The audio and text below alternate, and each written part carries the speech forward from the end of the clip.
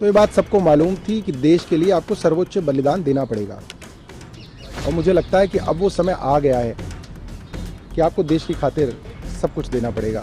और हमारे नेता हों या कार्यकर्ता हों, जेल जाने से कोई नहीं डरता है। इतना साफ है कि अब केंद्र सरकार ने पूरा मन बना लिया है कि किसी तरीके से भी बाय हुक बाय क्रुक आम आदमी पार्टी को खत्म किया जाए। आम आदमी पार्टी से सबसे ज्यादा परेशान है केंद्र सरकार। आपको पता है, राज्यसभा सांसद संजय सिंह, दिल्ली के उप मुख्यमंत्री रहे मनीष सिसोदिया, इन दोनों को आबकारी नीति में घोटाले को लेकर ही जेल में डाला हुआ है। और अब ईडी ने 2 नवंबर को अरविंद केजरीवाल को भी पूछताछ के लिए बुला लिया है, जिस पर आम आदमी पार्टी के नेता बार बार अरविंद केजरीवाल का बचाव करते हुए भाजपा पर आरोप लगा रहे हैं। तो भाजपा कह रही है कि जो मुख्य आरोपी है वो तो अरविंद केजरीवाल ही है। इसी को लेकर बातचीत करते हुए दिल्ली के आप नेता और मंत्री सौरभ भारद्वाज ने भाजपा पर आरोप लगाते हुए देखिए क्या कुछ कहा है। तो ये बात सबको मालूम थी कि देश के लिए आपको सर्वोच्च बलिदान देना पड़ेगा। और मुझे लगता है कि अब वो समय आ गया है कि आपको देश की खातिर सब कुछ देना पड़ेगा। और हमारे नेता हों या कार्यकर्ता हों, जेल जाने से कोई नहीं डरता है। इतना साफ है कि अब केंद्र सरकार ने पूरा मन बना लिया है कि किसी तरीके से भी बाय हुक बाय क्रुक आम आदमी पार्टी को खत्म किया जाए। आम आदमी पार्टी से सबसे ज्यादा परेशान है केंद्र सरकार। जितने हमले आम आदमी पार्टी पे हुए उतने हमले आज तक भारत के इतिहास पे किसी में नहीं हुए। तो अब सिर्फ ये मंशा है कि आम आदमी पार्टी को खत्म किया जाए। 170 मुकदमे किए गए हमारे विधायकों के ऊपर, कोई नहीं टूटा। कोई टूट के भारतीय जनता पार्टी में शामिल ना होने के लिए तैयार है, ना शामिल हुआ। तो अब ये है कि किसी तरीके से अरविंद केजरीवाल को गिरफ्तार किया जाए, अरविंद केजरीवाल को जेल में डाला जाए, इनके बड़े बड़े नेताओं को जेल में डाला जाए और आम आदमी पार्टी को समाप्त किया जाए। कल मनीष सिसोदिया को भी जमानत नहीं मिली और उनका इस तरह से कोर्ट की तरफ ये भी कहा है कि 338 करोड़ का पूरा इसमें मामला है और इस समय चार्जशीट ला चुका है सामने और वो इस तरह से साबित हो रहा है। टेंटेटिवली उन्होंने कोर्ट में कहा। जिस तरीके से सुप्रीम कोर्ट की सुनवाई मैंने देखी और कोर्ट ने लगातार ईडी से सख्त सवाल पूछे और ईडी के पास कोर्ट के सवालों का जवाब नहीं था,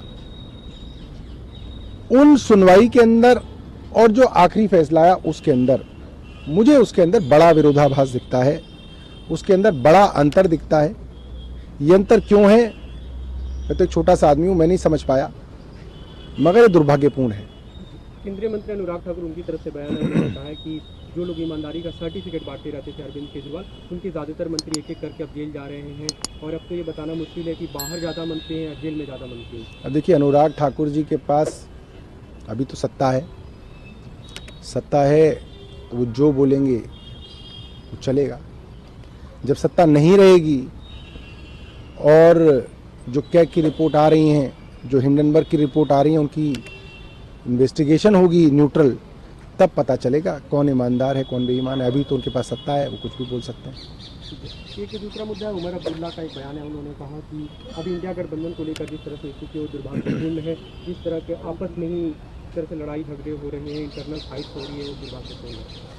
देखिए, मेरा व्यक्तिगत मानना है, मैं पार्टी की तरफ से तो नहीं बोल सकता क्योंकि पार्टी की तरफ से एक प्लेटफॉर्म पे बात रखी जानी चाहिए कि जो सिनर्जी इंडिया गठबंधन के दलों में दिखनी चाहिए, जैसे एक कॉमन मीडिया स्ट्रेटेजी, एक कंसोलिडेटेड सोशल मीडिया स्ट्रेटेजी, बीच बीच में लीडरशिप का साथ आना और एक प्लेटफॉर्म पे अपनी एक बात को कहना, वो सारी चीज़ें जो हैं नहीं दिख रही हैं। हालांकि भारतीय जनता पार्टी ने अपनी कैंपेन शुरू कर दी है।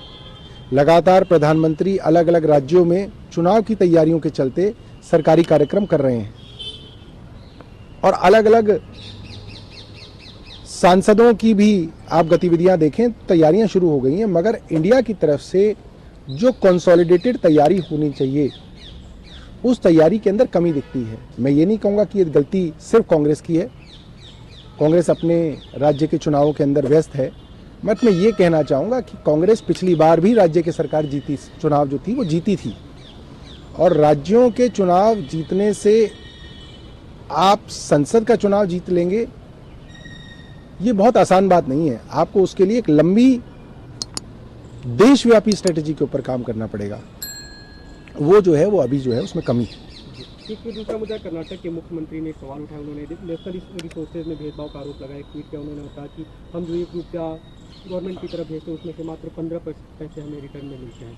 वासुदेव कुटुंबकम की बात करने वाली केंद्र सरकार जिस सौतेलेपन से पंजाब के साथ व्यवहार करती है, दिल्ली के साथ व्यवहार करती है, केरल के साथ व्यवहार करती है, कर्नाटक के साथ व्यवहार करती है, तमिलनाडु के साथ व्यवहार करती है, बंगाल के साथ व्यवहार करती है, पूरा विश्व इस तरह से देख रहा है कि केंद्र सरकार के सबसे बड़े दुश्मन तो अपोजिशन रूल्ड स्टेट्स हैं।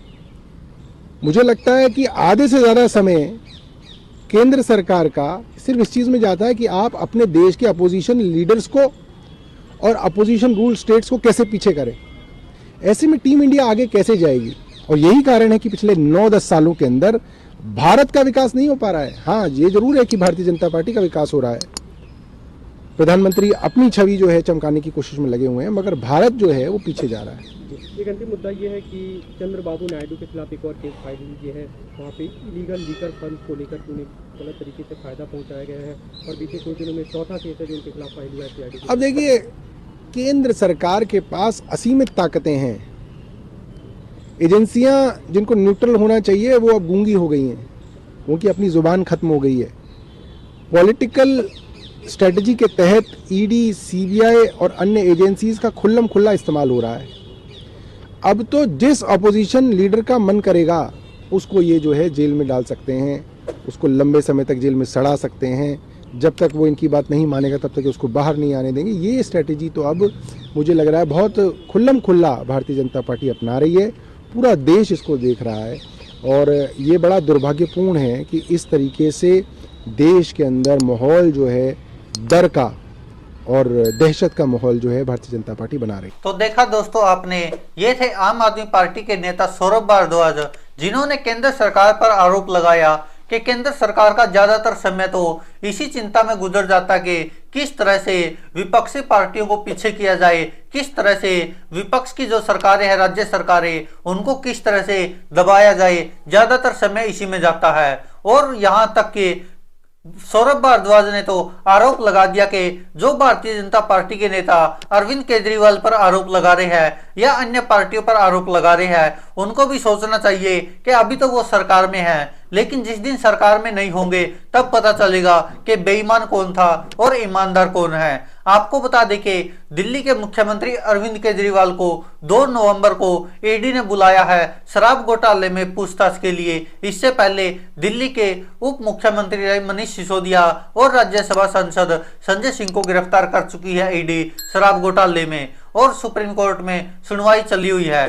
दोस्तों, इस पर आप क्या कहते हैं? अपनी राय कमेंट बॉक्स में जरूर दीजिएगा। धन्यवाद दोस्तों, देखते रहिए सच की आवाज।